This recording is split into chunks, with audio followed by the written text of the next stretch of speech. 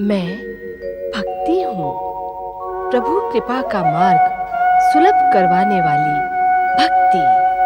मैं पूजा हूँ, प्राणी मात्र को नवजीवन की प्रेरणा देने वाली पूजा। अधर्म और अत्याचार बढ़ जाने के कारण परम देव श्री महागणेश प्रलय की भूमिका रचते हैं। शून्य काल की समाप्ति पर श्री महागणेश पुनः संसार को सत्य, धर्म और सदाचार का संकेत देते हैं।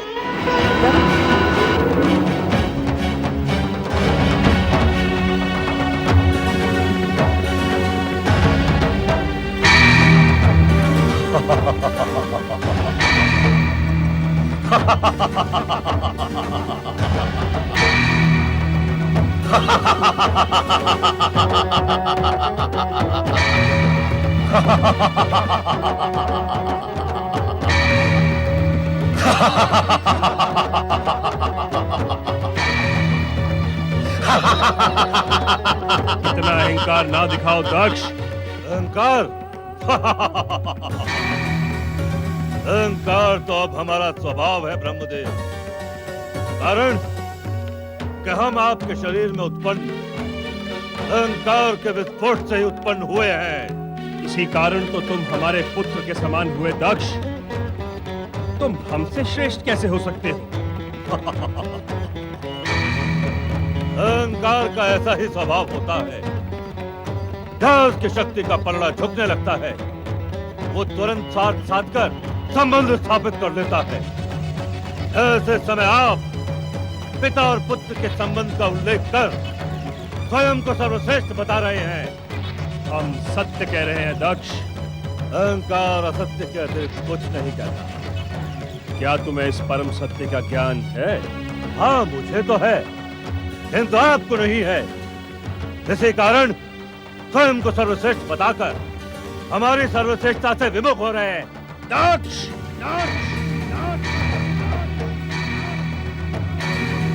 उत्तेजित न हो ब्रह्मदेव। हम पृथ्वीलोक के एक छत्र अधिनायक होकर मानव जाति की सृष्टि करेंगे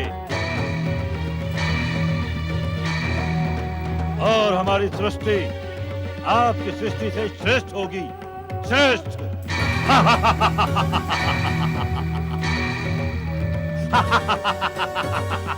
दक्ष, तुमने अपने जन्मदाता, सृष्टि के रचनाकार ब्रह्मदेव को चुनौती देने का दुस्साहस किया है। एक पुत्र के कर्तव्य से विमुख होकर तुमने पुत्र पाने का अधिकार खो दिया है।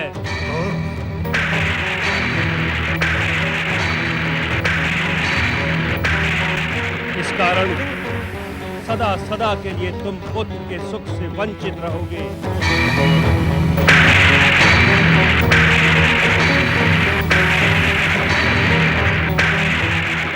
तुम केवल कन्याओं के पिता बनोगे।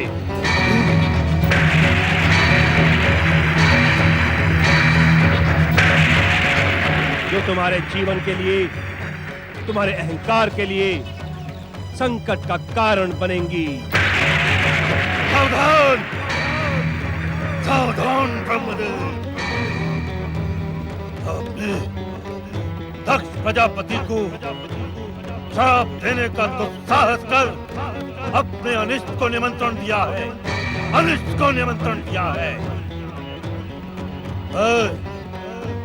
दक्ष प्रजापति, आपको श्राप देता हूँ।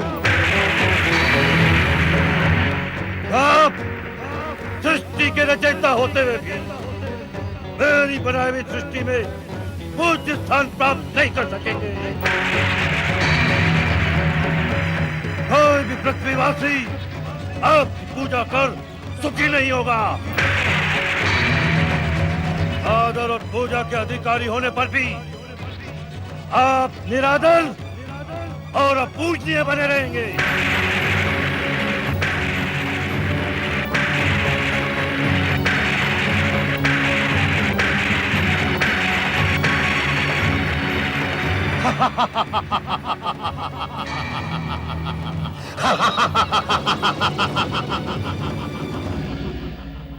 नारायण नारायण। अपने मानस पिता ब्रह्मदेव का अभिमान और भैया दक्ष का प्रतिशोध देखकर निरंतर श्री हरि की भक्ति में लगा मेरा ये मन और अधिक व्याकुल हो गया है। जिज्ञासा की उद्विग्नता बढ़ती ही जा रही है, किंतु श्री महागणेश के अतिरिक्त इस नारद की जिज्ञासा का शमन और कौन करेगा? किंतु मैं श्री महागणेश को कहां ढूंढूं? वे तो केवल अपनी कृपा से ही अपने भक्तों को दर्शनों का लाभ प्रदान करते हैं।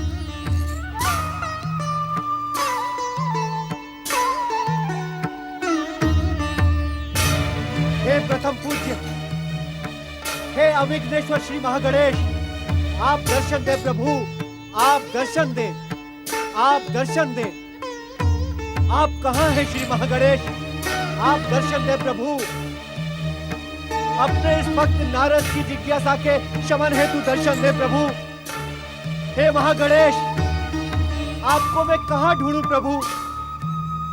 आप कहां हैं महागणेश? हे चिंताहरण श्री महागणेश, दर्शन दे महागणेश। नारायण नारायण। हे श्री महागणेश, आपको मैंने यत्र तत्र सर्वत्र ढूंढा, किंतु ऐसा प्रतीत होता है कि इस दीनहीन नारद के भाग्य में आपके दर्शनों का लाभ नहीं है।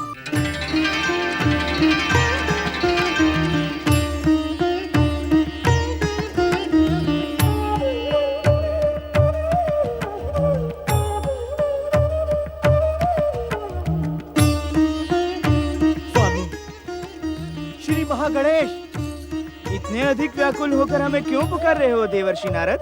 हे प्रभु, हे प्रभु, मैं धन्य हो गया। आपने अपने इस भक्त को दर्शन देकर अपने इस भक्त की लाज रख ली प्रभु। सच्चे मन से पुकारने वालों को दर्शन देना हमारा कर्तव्य है देवर्षि। हे श्री महागणेश, आप मुझे तनिक ये तो बताएं कि अपने इस भक्त के साथ में ये अन्याय क्यों? अन्याय? हाँ प्रभु, ये अन्याय ही तो है। आपकी कृपा से ये नारद 14 भुवनों में बेरोक-टोक आ जा सकता है, किंतु आपके लोक में मेरा तो कोई लोक ही नहीं है नारद। अर्थात प्रभु? अर्थात यदि मैं स्वयं लोक बनाकर रहने लगा तो संसार के लोक निर्माण के कार्य का क्या होगा? नारायण नारायण। प्रभु, इतना तो बताएं कि यदि आपके भक्त आपके दर्शन करना चाहें तो आपको कहां ढूंढें? मुझे ढूंढने के लिए कहीं जाने की आवश्यकता नहीं है देवर्षि नारद। मैं तो इस सृष्टि के कण कण में विद्यमान हूँ। जहाँ मुझे सच्चे मन से पुकारोगे वहीं मैं प्रकट हो जाऊंगा। जय जय श्री महागणेश।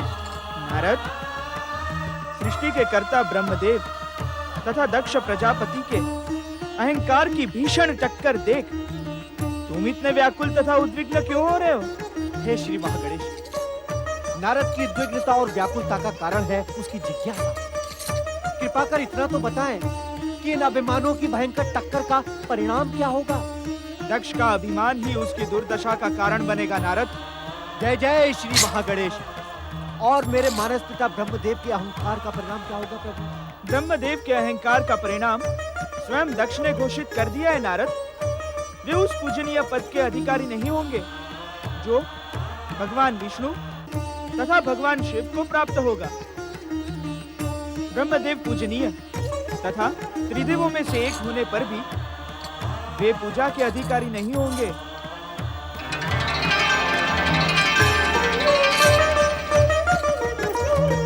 जय जय श्री महागणेश।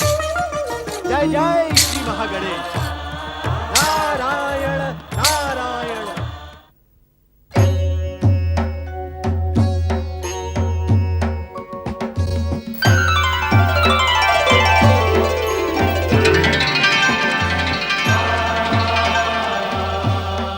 शक्ति को आश्रय प्रदान करने वाले महादेव को प्रणाम।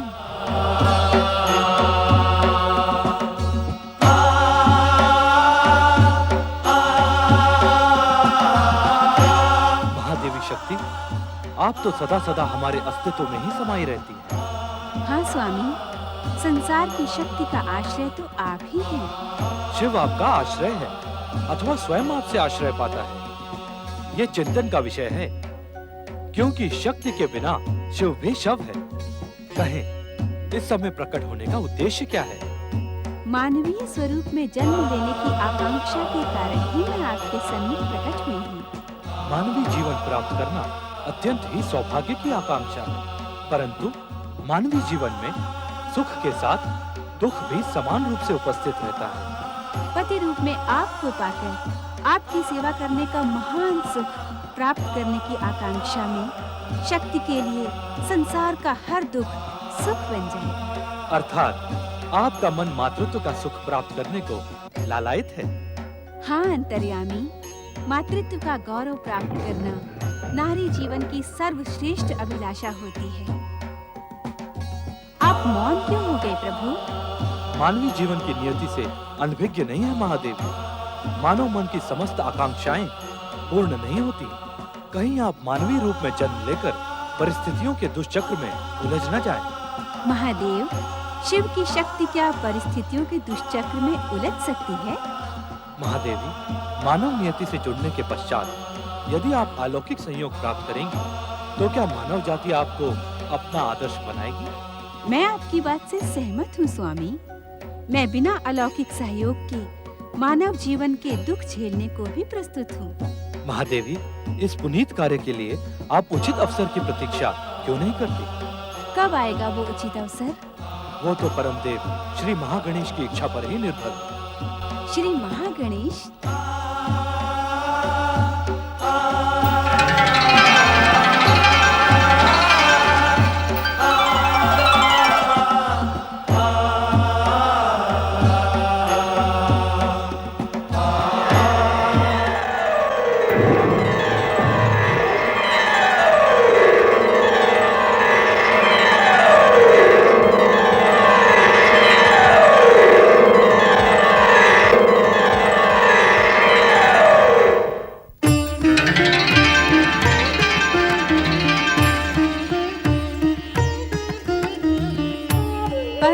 श्री महागणेश को शक्ति का प्रणाम। मातृशक्ति, आप जगत पूज्य हैं। मुझ महागणेश में रचना शक्ति के जो अंश विद्यमान हैं, वे आप ही की शक्ति के तत्व से प्राप्त हुए हैं। सर्वेश्वर श्री महागणेश, आप तो सृष्टि के मूलाधार हैं। आप प्रथम पूज्य हैं। आप ही सृष्टि के समस्त जड़ चेतन की वंदना के अधिकारी हैं। मैं आपके सन्मुख एक आकांक्षा लेकर प्रकट हुई हूँ।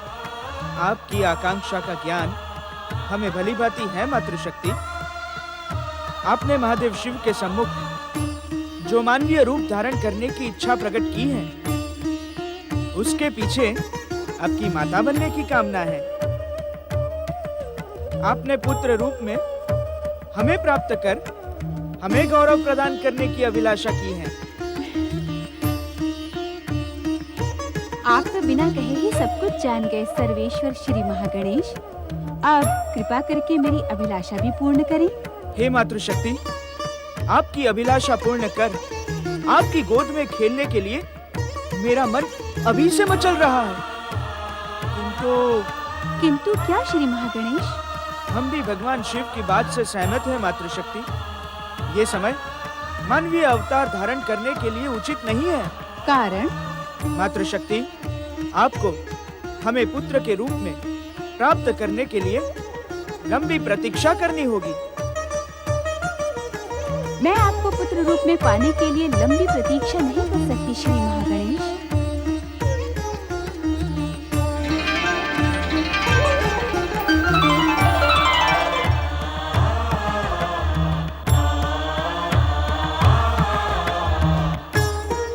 समय के साथ अपने कथन को सिद्ध करते हुए परमपिता ब्रह्मा के पुत्र दक्ष ने संपूर्ण पृथ्वी लोक पर अपना आधिपत्य स्थापित किया।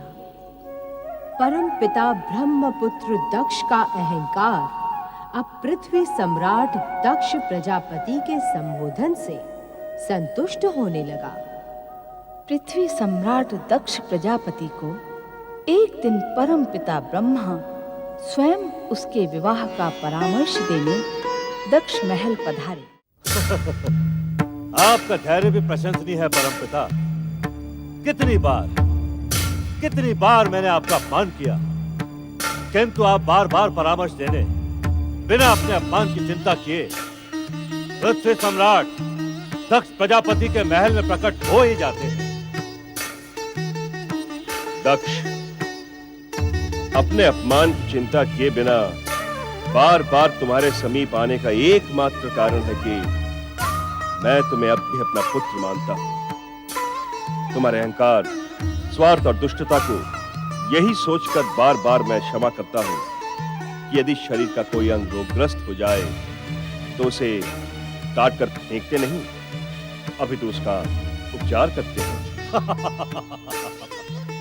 तो आप यहाँ बार बार हमारा उपचार करने आते हैं? हाँ, यही सोचकर कि संभवतः कभी तो तुम्हारे भीतर सदाचार जन्म लेगा। परमपिता, आपकी स्मरण शक्ति क्षीण हो गई है।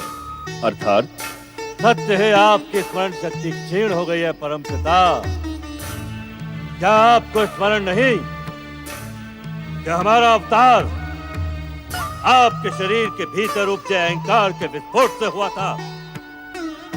आपका अहंकार तो दक्ष प्रजापति को अवतार धारण करने न देता, किंतु हमने स्वयं अपनी इच्छा से अवतार धारण किया है। इस कारण न तो कोई हमारा पिता है, न ही हम किसी के पुत्र हैं। ये तुम्हारी सोच हो सकती है, किंतु मेरे लिए तुम पुत्र ही हो।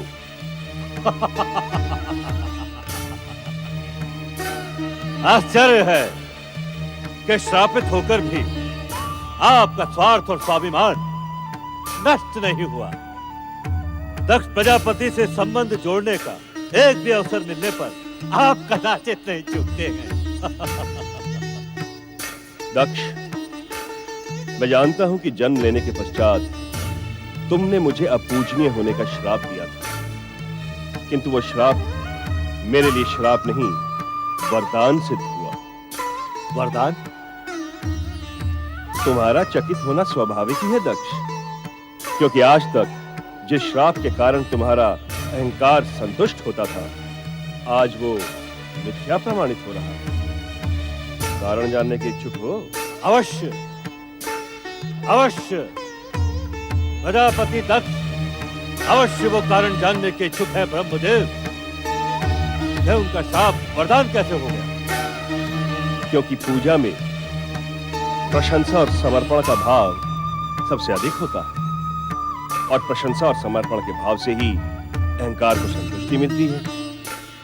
और तुम्हारे ही श्राप के कारण कोई पृथ्वीवासी मेरी पूजा नहीं करता, जिससे मेरा अहंकार सदा शांत रहता है। इसी कारण तुम्हारा श्राप मेरे लिए वरदान सिद्ध हुआ।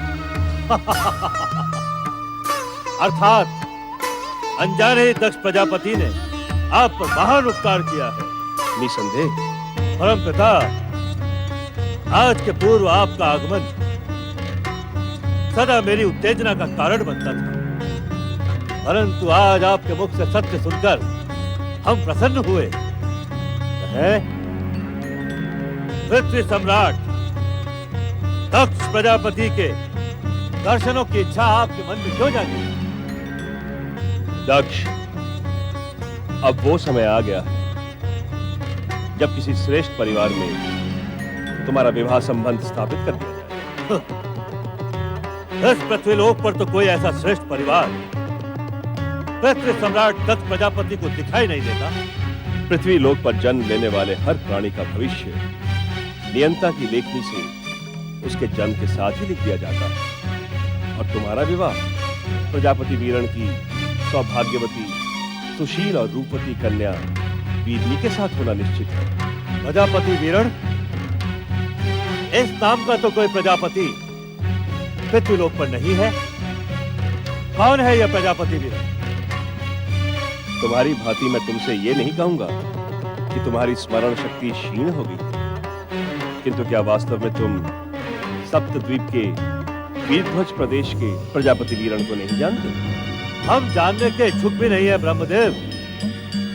वो सप्तद्वीप हो अथवा सिंधु द्वीप, हर प्रजापति को अपनी सुरक्षा के लिए पृथ्वी सम्राट प्रजापति दक्ष को एक निर्धारित शुल्क देकर संतुष्ट करना पड़ता है।